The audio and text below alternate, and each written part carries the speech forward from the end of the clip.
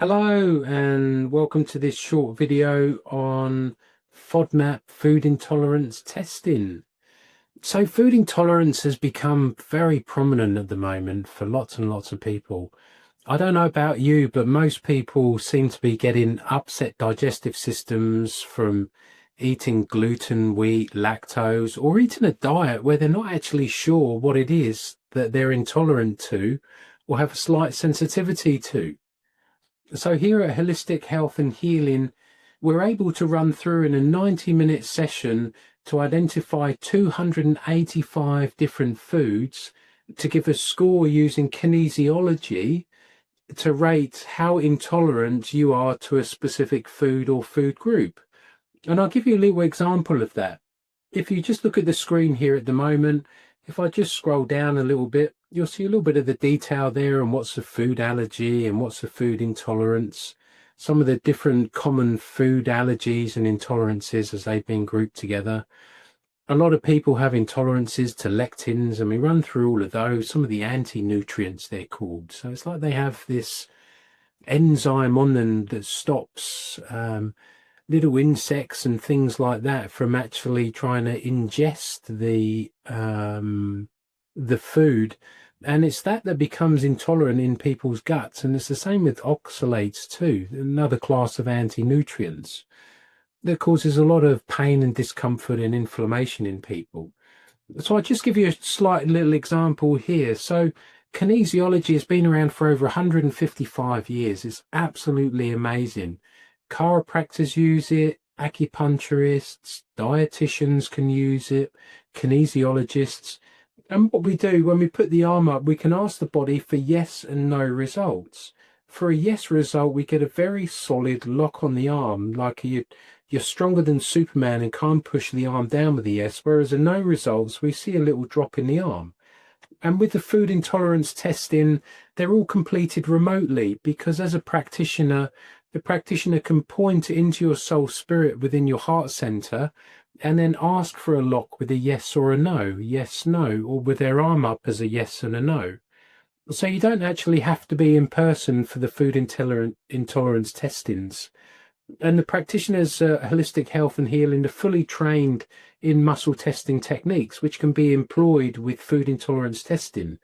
Because let's be honest, like with some of the testing that's out there at the moment with food intolerance testing, specifically like the elimination diet, it is absolutely nearly impossible to get to the end of that diet. It is so strict. Can you imagine just eating potatoes for 3 or 4 days to see what effects that has on your gut? And that's all you eat.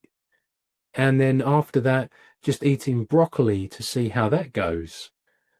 And then after another 3 or 4 days, eat just cauliflower to see how your digestion is. It's just totally unpractical when you look that it might take 6 or 9 months to come to the same idea and reason and conclusions that you can actually get in a 90-minute session with Holistic Health and Healing when we're looking at food intolerance testing with all of the major groups. And I'll give you a little example here. So if you see gluten here, and I'll actually measure myself. So if I put my arm up, and you'll see my arm drop on the number to see how intolerant I am to gluten. And what it is, up to a score of 0 to 7, it's showing that everything's okay, that it's all right to eat those food groups. There's no problems at all. You won't find any intolerance or inflammation or any slight sensitivity to those food groups. Any readings of 7 means that there's a slight intolerance to the food, but it's quite minute, so a small amount, not very often. Like if someone was intolerant to mushrooms and their reading and score was 7 out of 10 on mushrooms, that if with kinesiology we checked and we can ask the body to see, okay, well, can you have mushrooms once every 1 day, 2 day, every 3 days? And then you know that it's okay to eat mushrooms. If there's any readings over 8 to 10, then that shows there is a full intolerance to that food group and that food should be eliminated from the diet. So let's just run through quickly here with gluten with myself. So I'm going to ask for a true and accurate connection to myself, which I've got with a lock. And then I'm going to ask, what's the reading out of a score out of 10 for gluten intolerance for me? Is it 1, 2, 3, 4, 5, 6, 7, 8? And you'll see my arm drop on 8. So I know the reading is 8 out of 10. I'm 8 out of 10 intolerant to gluten. So that is definitely a food that I should avoid and one that I do avoid. If we do a reading now for lactose next on the list, so let's ask for a true and accurate connection, which I've got a solid log. What's my lactose intolerance out of score out of 10? 1, 2, 3, 4, 5, 6, 7, 8, 9. My arm drops on 9, so then I know that I'm 9 out of 10 intolerance to lactose, so I avoid lactose in my diet. Let's have a little test here on week 2.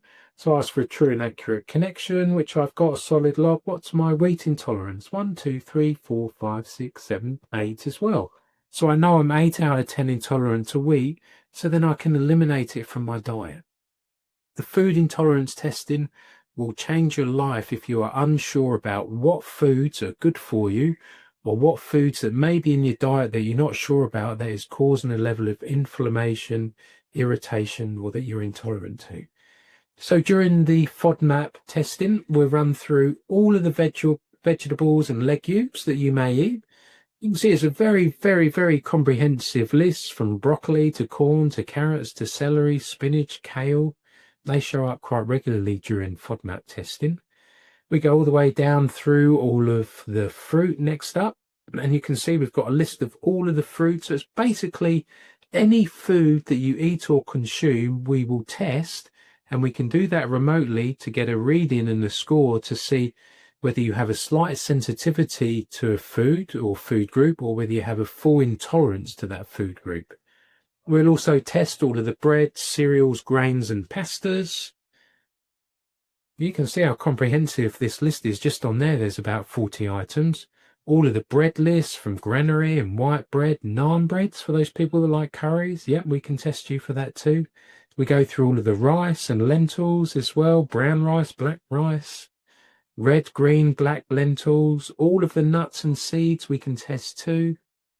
All of the milk categories, whether it's cow's milk or raw milk, goat's milk, sheep's milk, coconut milk, almond milk, everything through the dairy and egg section too, butter, buttermilk. Because with me, if I tested myself for butter, 1, 2, 3, 4, 5, 6, and I know I can actually eat butter, so I'm okay to eat butter, but the category group of the lactose I know I'm intolerant to, so I just avoid all of the dairy milk and yogurts and things like that. But I know I can eat butter and hard cheese. Soft cheese, unfortunately not. I'm a 9 out of 10, I know, so I avoid it, and then my digestion is just perfect. So I hope you found that very informative, and that just gives you a slight overview on the comprehensive nature of FODMAP testing, and you'll get the clear answers on about a 10-page report. So anything in the red is 8 and above, and you know, absolutely avoid that. Anything in orange, when we do the testing with you live on the screen on the Zoom sessions, you see it all real time. You know, you can have a small amount of that, not very often, every 2 or 3 days. And any readings from 1 to 6, good as gold in the green zone. You can eat as much as that as you like. So I hope you found that informative, and you'll see the link in the services section to book in for a 90-minute FODMAP session. Thanks very much for watching. Bye.